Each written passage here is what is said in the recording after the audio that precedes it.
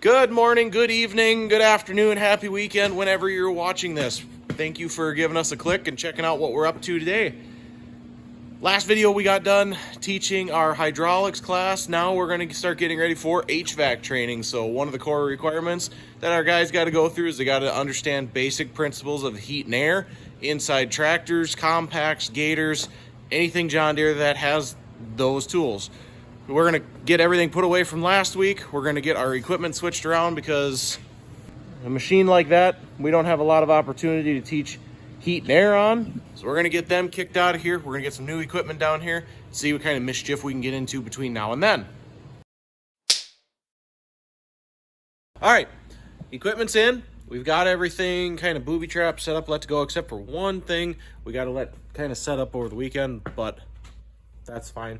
We have two classes actually next week. We start Monday with a round of guys, Monday, Tuesday, and then Wednesday, Thursday, the same group of guys that we've been working with are going to come back in, and then that is it. After that, as far as what I can teach, all the other classes that they got to take have to go to the level 3 classes in Minneapolis or Davenport or that sort of stuff put on by Deere. What we got here is we got a couple machines set up. We're using some basic tools. Like we use temperature gauges to see what's coming out of the ductwork down there. We've also got our gauge sets. Those gauge sets tell us a lot of information as well. So as we're talking about, we've got the 4 major components, and those 4 major components, you've got 2 different sides. You've got a low side and a high side. The high side, you're going to have some significantly more high pressures as opposed to your low side. And as it goes through the AC system, it's going to change over from gas to liquid, and that's what's going to change the pressures and the heats. Temperatures. I can't talk today. It's been a long week. And over here we've got our Triple R machine and our example stand. So the Triple R machine, that is used to evacuate AC out of systems.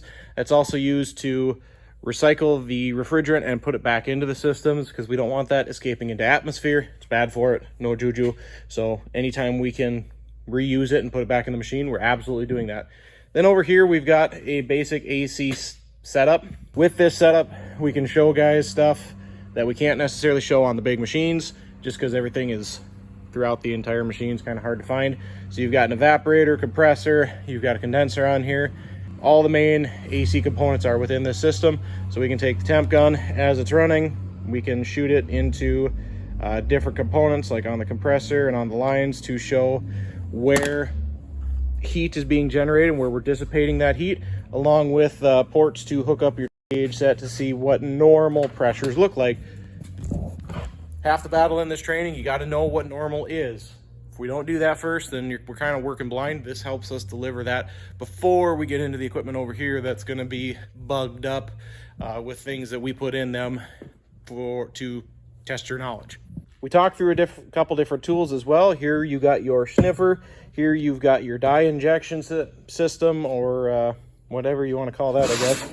Refrigerant in a can. We talk about oil because all AC systems do have a specific type of oil in there that help for lubrication on the pump or the compressor.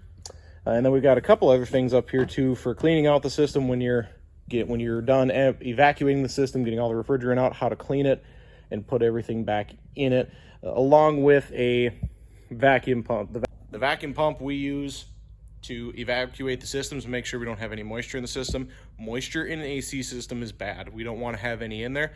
So we talked through the pros of using this and how different materials boil off. We put water in a few. We put our AccuFlush in there, which boils off really fast once you get the system flushed out, just as an example piece to show these guys the importance of boiling and how easy or difficult it is depending on what materials you use.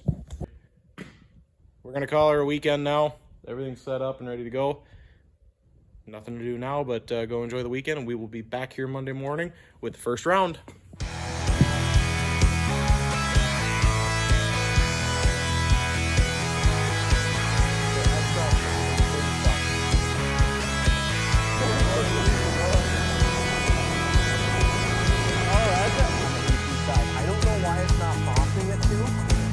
But normally it says, hey, there's no pressure over here. Side pegs, the high side. Okay, so what does that tell us right So this is the interesting part of doing these tests. Now the guys are going through equipment that we've got booby trapped or have problems with them. We talked about what a normal system should operate. We showed them what a normal operating system should look like.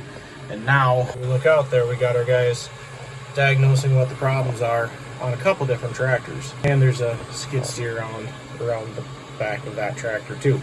We make sure that they get going down the right path. If they start veering off to the side, we'll stop and not necessarily tell them they're going down the wrong path, but we'll ask the whys. And if they can't give us a good reason, then we'll ask them to kind of work back through it again and redefine what the problem is. Pressure is the front end of the compressor stop fixing it. It did, and then it just quit. So it turns on and it shuts off. Okay. So when the AC is running, how are your pressures looking?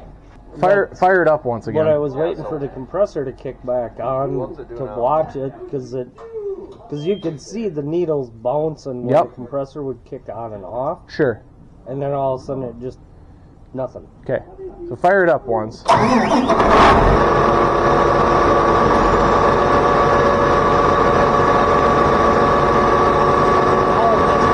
Okay, so your compressor on, you're at 20 on the low, at 135, 140 on the high side. So it's climbing a little bit, it's building pressure, 150, still at 30, still within spec. Okay. You got everything on up there? There, it just shut off. Yep. So it took it a minute, but you can see now that it shut off. Yep, and that was right before you hit the key. If we back up a little bit, pressures are good. System is working, but clutch is constantly cycling. So what's going to cause that clutch to constantly cycle? What other things in the system will shut the clutch off? What kind of switch? Pressure switch. So okay, so if there's emergency switches, or if there's redundancies to keep it from damaging itself, right? Have we confirmed those are good? Okay, how would we check them? Yeah. Is there any way you can go in there and find your info that you're looking for on your sensors? Probably. There's a good chance of it. They ended up finding a bad sensor in the system that was protecting it and shutting it off. Expect you to point when you find it too. My nose or finger? Yes. What?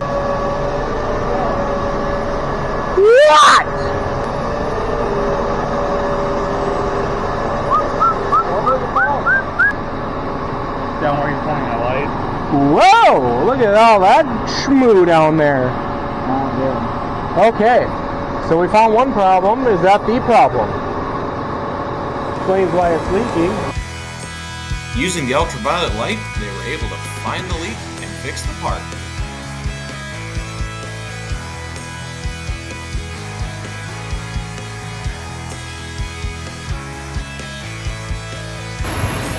See that guy behind me? It's going out. If it's going out, that means training's done. Finito. The guys are all certified. Now we're going to get the building unloaded so that we can utilize it for some other stuff a little bit later in the month.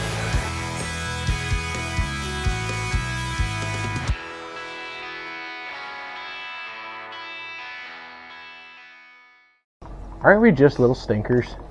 Yeah.